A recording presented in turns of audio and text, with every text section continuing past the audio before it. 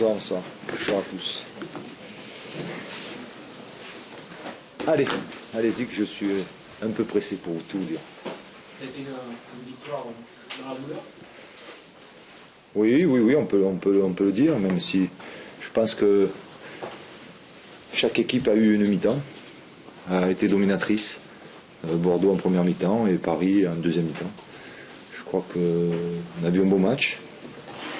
Ce qui concerne Bordeaux, la première mi-temps m'a beaucoup plu.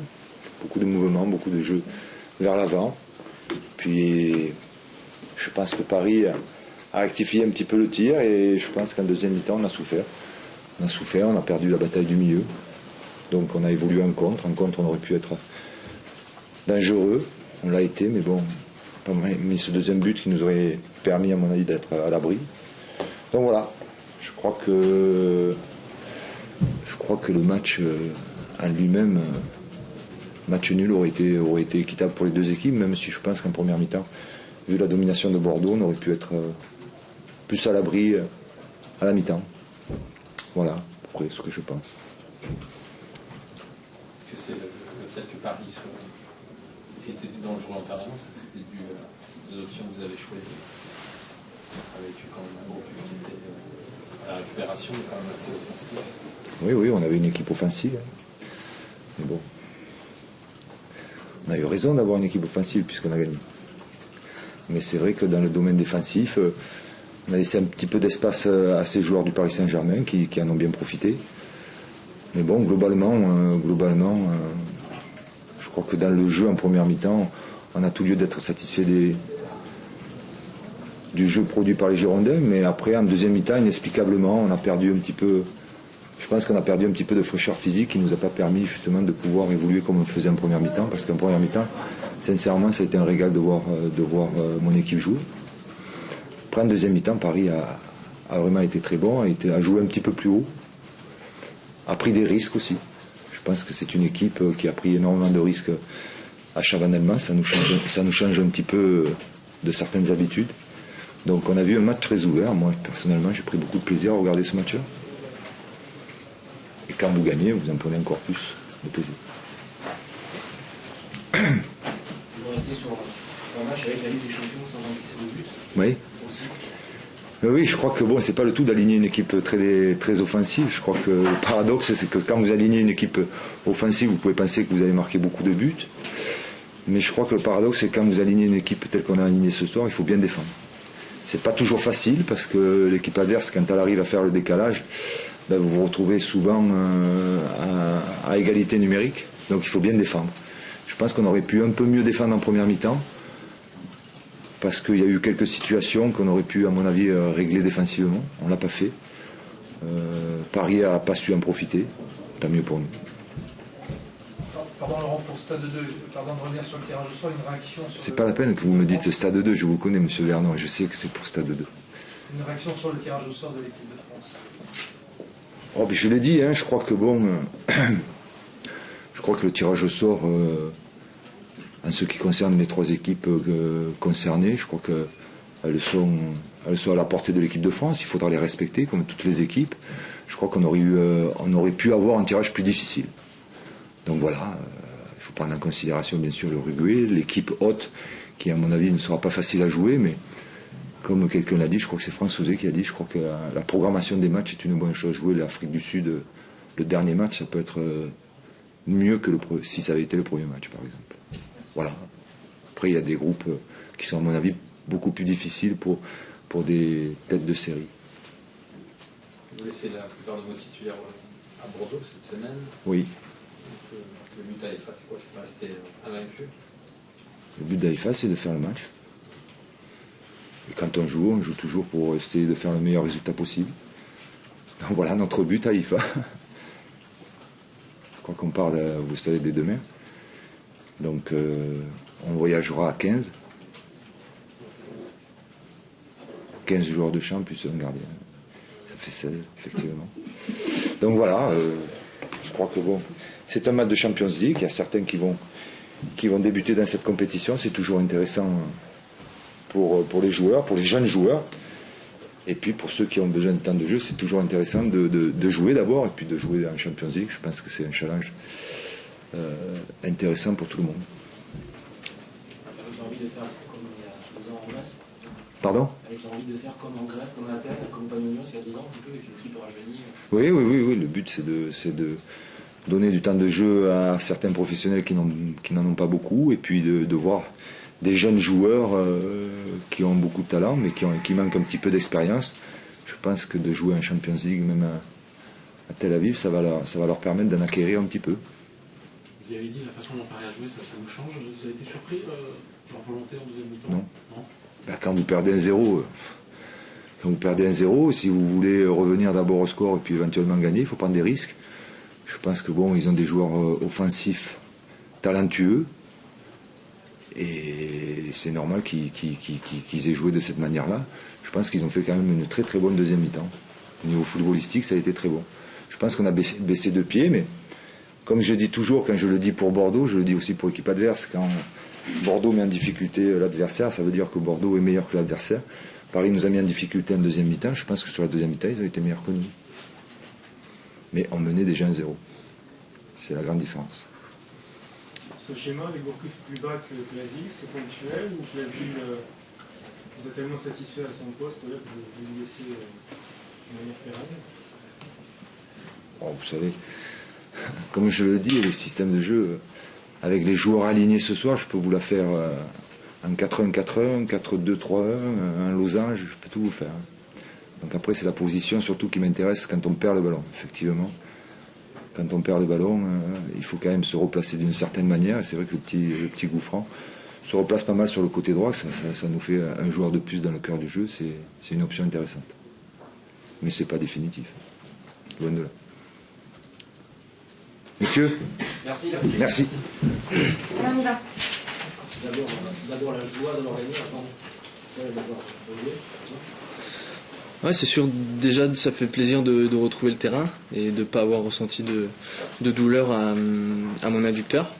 Et après, c'est vrai que ça fait plaisir d'être dans la continuité et de continuer une série qu'on a commencée et qu'on a envie de continuer le plus loin possible, quoi. Donc c'est bien, on a encore gagné ce soir, c'est bien.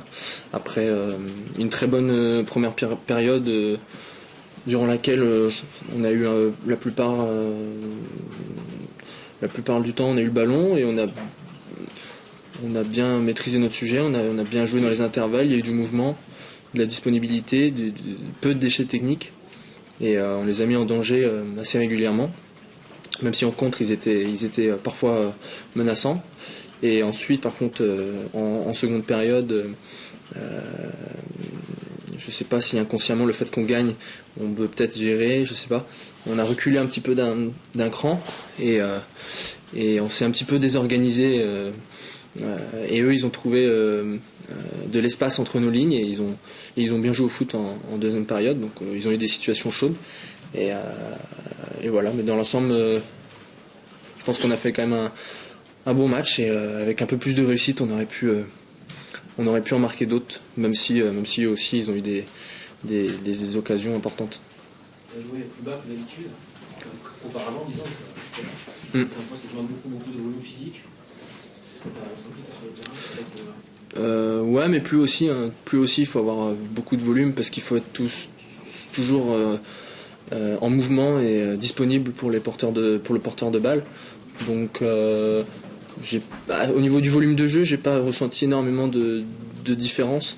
Par contre, après, c'est vrai qu'il faut être très attentif et jouer simple quand on a le ballon, parce qu'on est dans une zone du terrain où il faut pas perdre de ballon. Donc on peut moins faire parler la créativité. Par contre, c'est vrai qu'on peut plus facilement trouver des relais et jouer à 1-2 touches de balle, parce que dans cette partie du terrain, il y a moins de pressing, moins de joueurs. Donc c'est plus facile de jouer avec ses coéquipiers, de bouger, tout ça. Mais après, on peut moins tenter des choses et tout ça. Mais non, moi j'ai pris du plaisir aussi à jouer plus bas.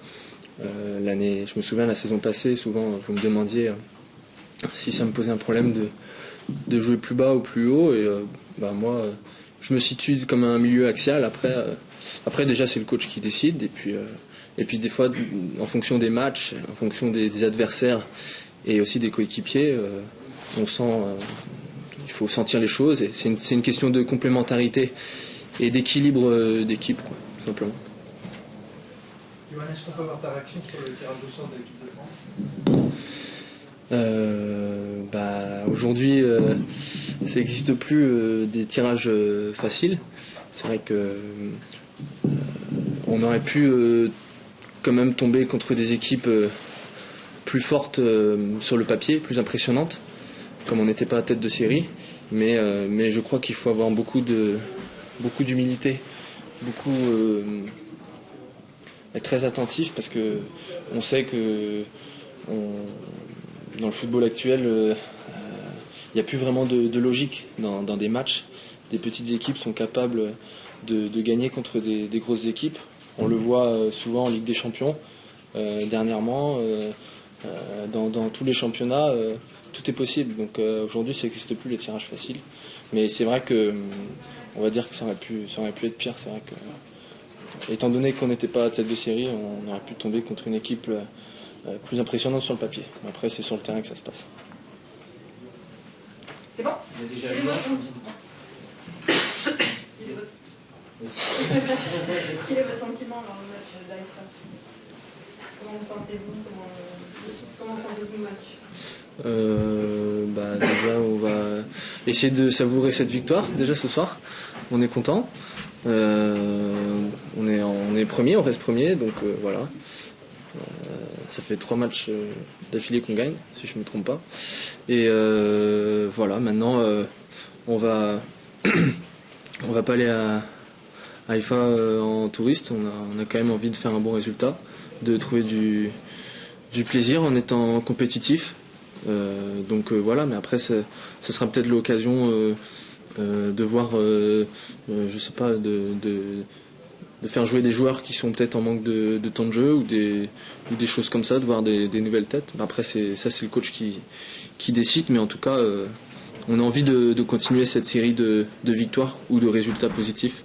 Donc voilà, on est motivé.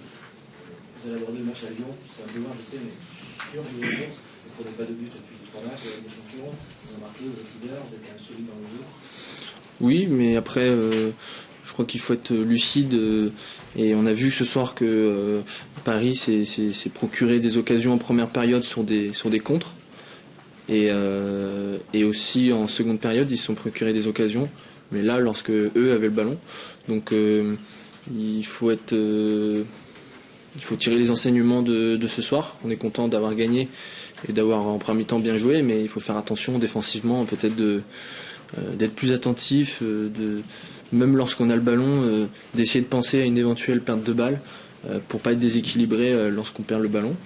Et voilà, essayer toujours de progresser, parce que même si on n'a pas pris de but depuis 3 matchs, je pense qu'on peut encore progresser et éviter de concéder des occasions. Donc voilà, mais c'est vrai qu'on est content, et on est assez serein, quoi. Merci. Voilà. Quand vous voulez. Forcément des regrets, Antoine, après un match comme ça. Pire que ça. C'est une défaite au goût amer, je l'ai dit. Amer parce que objectivement, il y avait la place ce soir pour ramener au moins le point du nul. Voilà.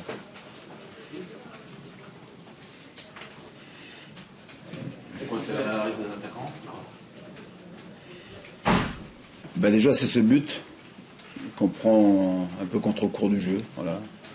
Sur des erreurs, des petites erreurs qui à l'arrivée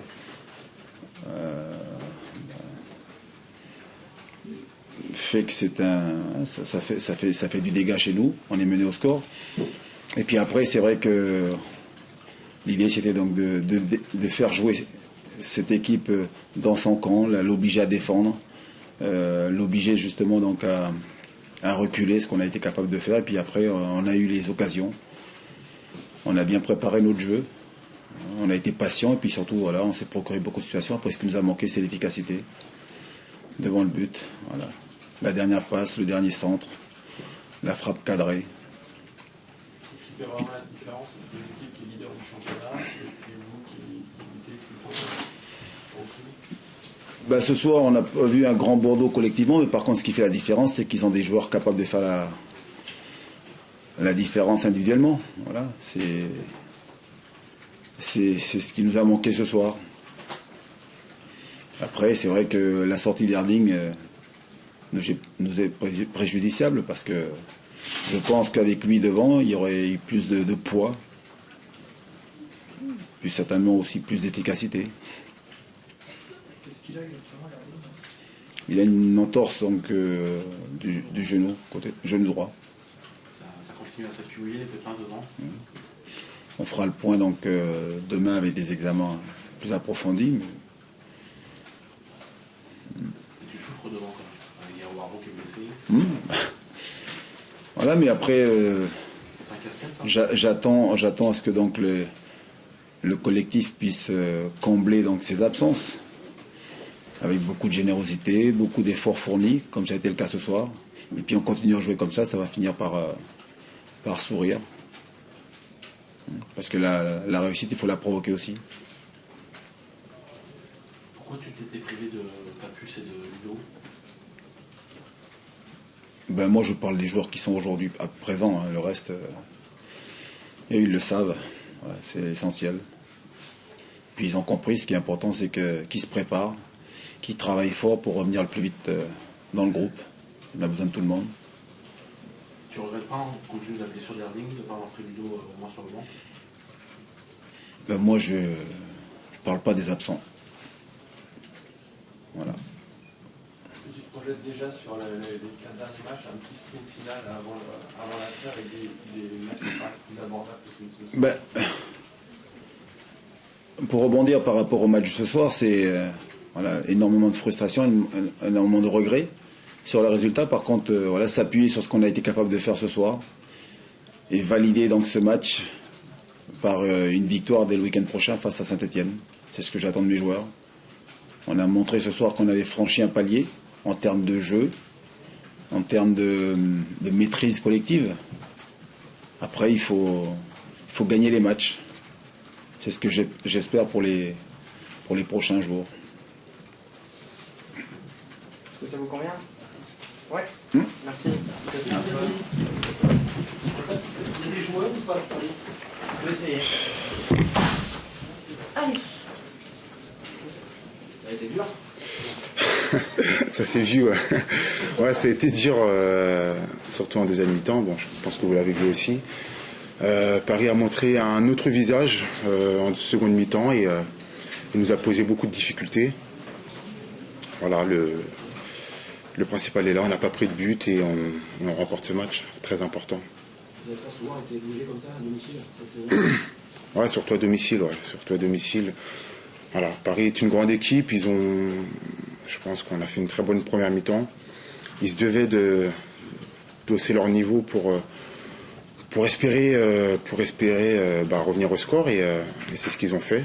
Ils ont été très bons, ils ont pris en contre-attaque aussi. On avait les lignes un peu trop écartées, nous, de notre côté, alors, ce qui a fait qu'il y avait du danger. C'est aussi cette solidité défensive quand même, à retrouver depuis 3 matchs avec des champions. Ouais, je ne sais pas si on a été solide aujourd'hui.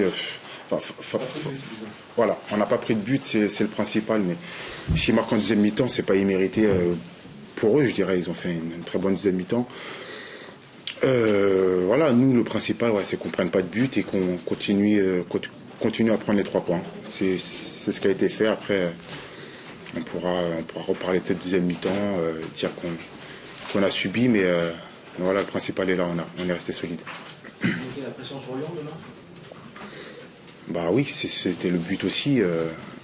Nous, fallait qu'on puisse prendre les 3 points pour espérer pour garder notre première place. Et bah oui, on met la pression sur Lyon. Maintenant, c'est Lyon qui se doit de gagner pour rester derrière nous. Qu'est-ce que vous pensez de Brésil qui est en pleine bourre actuellement? Il est à l'image de l'équipe. Je crois qu'il revient très bien. Il marque, il fait le jeu. c'est un très bon élément de l'équipe. Espérons qu'il continue comme ça. On a un gros match à Lyon. Espérons qu'il soit aussi bon. Voire encore plus. Merci. De rien.